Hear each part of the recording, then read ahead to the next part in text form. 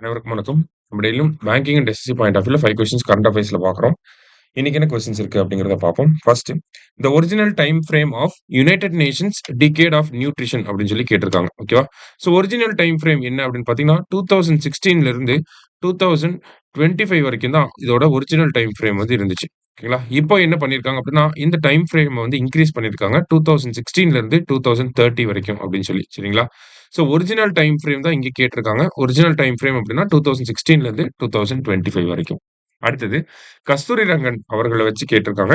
Served as the 5th chairperson of ISRO. ஓகேங்களா? இஸ்ரோவோட 5th சேர்பர்சனா இருந்திருப்பாரு. 1994ல இருந்து 2003 வரைக்கும் இருந்திருப்பார். சரிங்களா? இவர் டைம் பீரியட்ல தான் ஜிஎஸ்எல்வி, பிஎஸ்எல்வி எல்லாமே வந்திருக்கும். சரியா?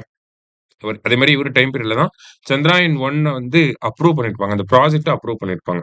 அடுத்தது head of the Western Ghats committee in 2012. ஓகேங்களா? அதாவது வெஸ்டர்ன் காட்ஸ பத்தி ஸ்டடி பண்றதுக்காக ஒரு கமிட்டி போட்டிருப்பாங்க. ஸோ அந்த கமிட்டியோட ஹெட்டாவும் இவரு தான் வந்து இருந்திருப்பாரு. அடுத்தது chairperson of the committee that recommended national education policy 2020. So 2020ல வந்த நியூ எஜுகேஷன் பாலிசிய வந்து ரெக்கமெண்ட் பண்றதுக்கான கமிட்டி 2017ல போட்டிருப்பாங்க. ஸோ அந்த கமிட்டியோட ஹெட்டாவும் இவரு தான் இருந்திருப்பார். ஓகேங்களா? ஸோ 3 ஸ்டேட்மெண்ட்டுமே கரெக்ட் தான்.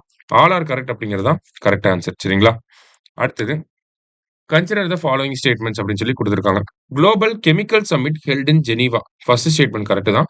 Nutrition for growth summit held in Paris அப்படின்னு சொல்லி குடுத்திருக்காங்க. ஸோ 2மே கரெக்ட் தான். போத் கரெக்ட் அப்படிங்கிறது கரெக்ட் ஆன்சர். சரியா? அடுத்ததா world intellectual property day. So world intellectual property day எப்போ அப்சர்வ் பண்றாங்க அப்படின்னா நமக்கு ஏப்ரல் மந்த்ல தான் அப்சர்வ் பண்றாங்க. சரியா? ஸோ வேர்ல்ட் இன்டெலெக்சுவல் ப்ராப்பர்ட்டி டே என்னைக்கு அப்படின்னு பார்த்தீங்கன்னா நமக்கு ஏப்ரல் 26 தான் வேர்ல்ட் இன்டெலெக்சுவல் ப்ராப்பர்ட்டி டே. இந்த வருஷத்துக்கான தீம் என்ன அப்படின்னு பார்த்தீங்கன்னா, மியூசிக் அண்ட் இன்டெலெக்சுவல் ப்ராப்பர்ட்டி அப்படிங்கிறது தான் இந்த வருஷத்துக்கான தீம். சரிங்களா? லாஸ்ட்டா which of the following is not an eastern flowing river as per Indus water treaty அப்படின்னு சொல்லி கேட்டிருக்காங்க. So Indus water treaty September 19, 1960ல சைன் பண்ணியிருப்பாங்க. ஓகேங்களா? நம்மளோட பிரைம் மினிஸ்டர் நேருவும், அங்க இருக்கக்கூடிய ஆயூப் கான், ஓகேங்களா? பாகிஸ்தானோட ஆயூப் கான் அவங்க 2 பேரும் தான் சைன் பண்ணியிருப்பாங்க. இதுல western flowing rivers, eastern flowing ரிவர்ஸ்ன்னு 2ஆ பிரிச்சிருப்பாங்க.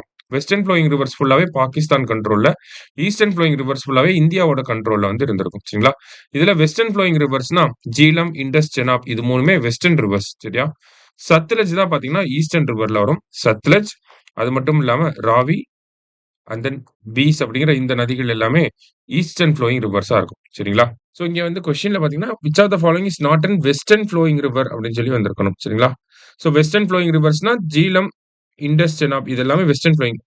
ஈஸ்டர்ன் சத்லஜ் மட்டும் இங்க ஈஸ்டர்ன் ஃப்ளோயிங் ரிவர். ஓகேங்களா? இப்ப நாட் அ வெஸ்டர்ன் ஃப்ளோயிங் ரிவர்னா சத்லஜ் தான் இருக்கு. ஓகேவா? ஏன்னா இது ஈஸ்டர்ன் ஃப்ளோயிங் ரிவரா இருக்கு. சரியா?